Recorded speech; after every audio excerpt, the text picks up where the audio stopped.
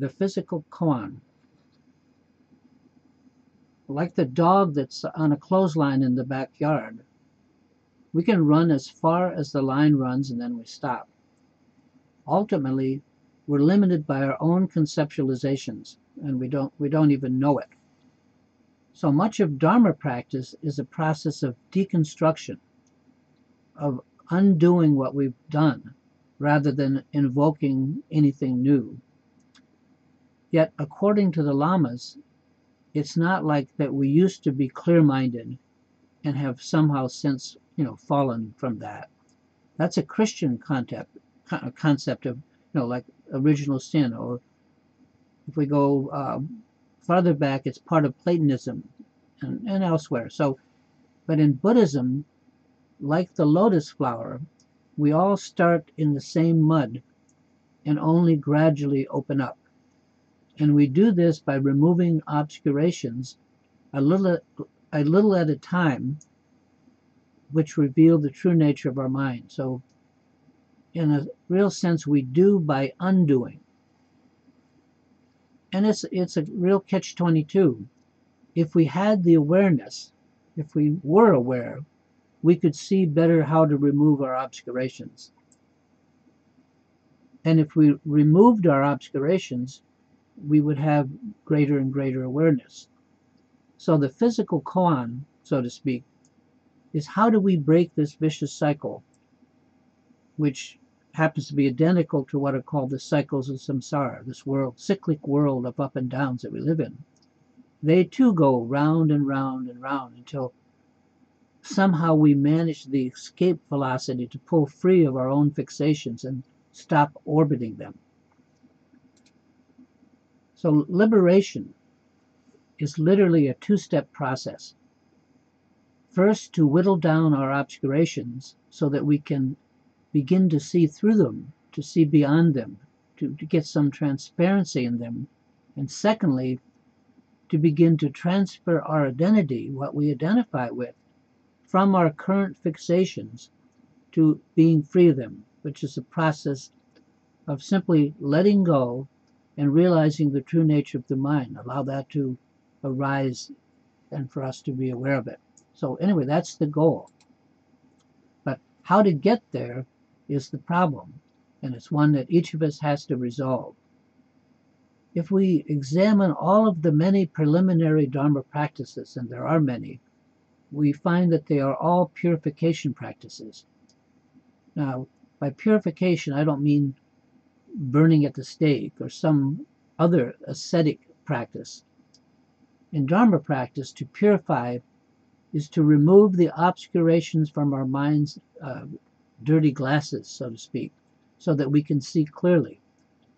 And this is not so hard, but it does depend on our inspiration and what drives us. And it can take time. It can take quite a long time. One barrier that I found was trying to figure out which of all the many Dharma practices out there were the one that I needed. And so I want to share with you what I found out that I needed to make all this work. Now, you may be different, but most of us need these same simple requirements. Since the result of spiritual practice of any kind is something that by definition we have not had, we've not experienced, we can't help but tend to make up our spiritual expectations out of simply whole cloth, just anything that we can imagine. Any Dharma practice that we do should give us accurate and regular feedback, hopefully with no super long delays of giving us some results. And Dharma practice can easily be too abstract. Ideas of universal love and compassion are wonderful, but also for many of us quite abstract from our day-to-day sense of love and compassion. Of course, I support all of this as ideas, but I may have only the barest idea as to how to go about achieving it. So with that in mind, Dharma practice should be enough about us personally, should be personally interesting enough to us to hold our attention. And regardless of whatever sitting meditation that we may do, sitting on the cushion, this additional practice I'm going to describe has to be something that we can do off the cushion while we are going about our day-to-day business and without having to set aside a special time in order to do it. So, in other words, rather than just being something we do, meditation or whatever, sitting on a cushion, we need a practice, perhaps an alternate practice, that we can do round the clock, so to speak. We can do on the go while we do whatever else we have to do in a day. And it has to be simple and not too subtle, and with no possibility of confusion. It has to be clear. And of course, above all, it has to actually work. And it has to show results in as close to real time as possible, sooner rather than later. Now, as it happens, I've had the opportunity over the last 45 years to try out many Dharma practices, and with great teachers. So I have some idea of what works for Westerners, and also what is perhaps for us a bridge too far, just a little too difficult, at least for just starting out. In my opinion, as beginners, all of us are more alike than different. My particular Dharma teacher, Lama, the Venerable Khenpo Katar Rinpoche, who is now in his 90s and who speaks only Tibetan, was wise enough to start me on something that actually worked for me, even though at the time I was asking him for permission to do something much more difficult. He very, very gently told me where he felt was the place that I should start, and he was correct. And I'm going to present here for your consideration a variation of exactly what he gave me at that time. And this practice meets all the requirements mentioned above. It's simple, easy to use, it's not abstract, and it's quite unmistakable in its effects, its results. You can't go wrong. It is both immediate and it works long-term as well. And it does not require that you set aside a portion of your day for it. In other words, it can be done anytime and all day long with no visible sign for others that you're doing it.